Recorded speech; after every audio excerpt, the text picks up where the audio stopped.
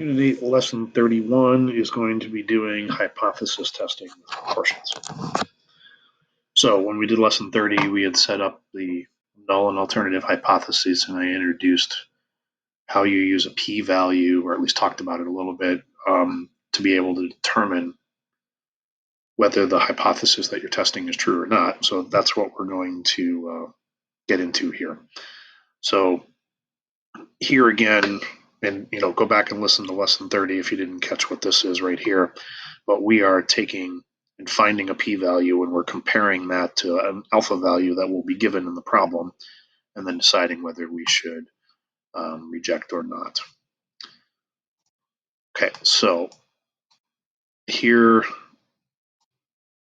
you've got the steps for using your calculator. I'm just going to go through them, but you have them here to read through. I'll talk about them here, and if you need a reference point, there it is right there. Okay, after we get the p-value in the calculator, we determine this. We conclude whatever this is supposed to be here, and then we write our conclusion when we're done. All right, let's set this up. The telephone company representative estimates say that 40% of its business customers have 2 lines of service. A watchdog group says it's not 40%. To test the group's hypothesis, they selected a sample of 100 business customers and found that 37 had 2 lines of service. At this significance level, is there enough evidence to reject the claim?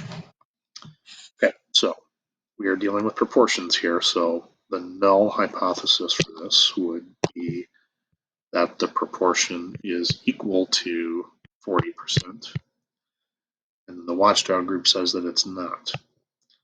So P is not equal to 0.40.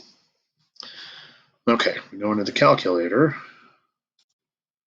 and then we are going to go into stat and tests, and then find this one right here.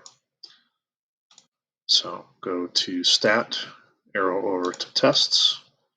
We are doing number 5, one proportion z-test.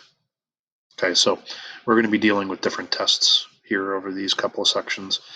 So you've got the proportion ones are here that we're going to be using. So number 5 in this case. So prop for proportion. All right, there are 3 things that you have to tell it before you get into the whole equal to, not equal to stuff. So what we're testing, the number that goes along with your hypotheses here, is what you put on this first line here. So 0.40 is fine. Okay, then this is the test that they do, the survey that they do, what their results are. So they have 37 out of 100. So X would be 37, N would be 100. Then this line is what's going on with the alternative hypotheses. So remember, your 3 choices are equal to, less than, or greater than. So we have, not equal to, less than, or greater than. So we're doing not equal to. So I'm going to have that one highlighted. Color doesn't matter. And then click on calculate. All right, so the important piece that we have here is this p-value in the 3rd line down. So again, we're testing that it's not equal to 0.4. You can match that up. So our p-value is 0.540.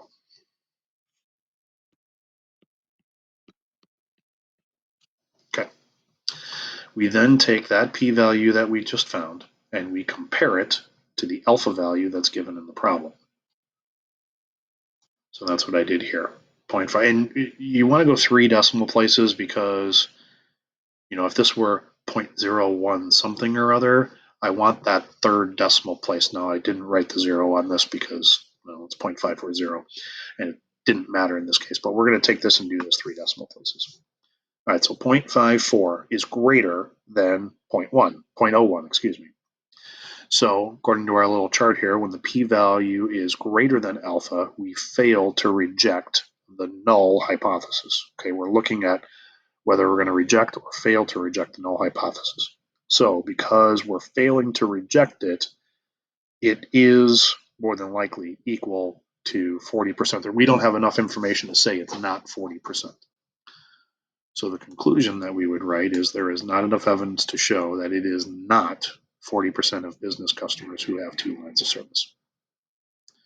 Okay, so remember, you're trying to prove that this is not equal to that, and we didn't prove that, so that's why there's not enough evidence to show that it's not true. All right, let me do another one here. All right, a statistician read that more than 77% of the population opposes replacing the dollar bill with dollar coins. To see if this claim is valid, the statistician selected a sample of 80 people and found that 68 were opposed to replacing the $1 bills. At a significance level of 0.05, test the claim that more than 77% of the population is opposed to the change. Okay, so the null hypothesis, H sub 0, is going to be that it's equal to 0.77. And the alternative hypothesis is that it's more than, so greater than 0.77. These two numbers, by the way, are always the same. It's not this is one number and this is another. All right, it's equal to this or it's less than, greater than, or not equal to that same number. Okay, in this case, because it's more, we would put greater than. Stat tests, number 5. So we're testing 0.77 for our number. So when they did the sample, they got 68 out of 100, or I'm sorry, 68 out of 80. And we are testing whether it is greater than, oops, I missed, greater than. Okay, calculate. So in this case, I get a p-value of 0.045. Remember, 3 decimal places. That should be 0.045, not 0.044. Okay, we're going to compare that to this value here. So 0.045 and 0.05, oh, oops, 0.045 is less than that. So according to our little chart here, when the p-value is less than that, we reject the null. Okay, so I'm rejecting H sub 0. So because I'm rejecting this, that means I'm saying there is enough information to show that it is greater than 77%. So that's what I would write. There is enough evidence to show that more than 77% of the population is opposed to replacing the dollar bill with dollar coins. Okay, so that is lesson 31. Let me know if you have any questions.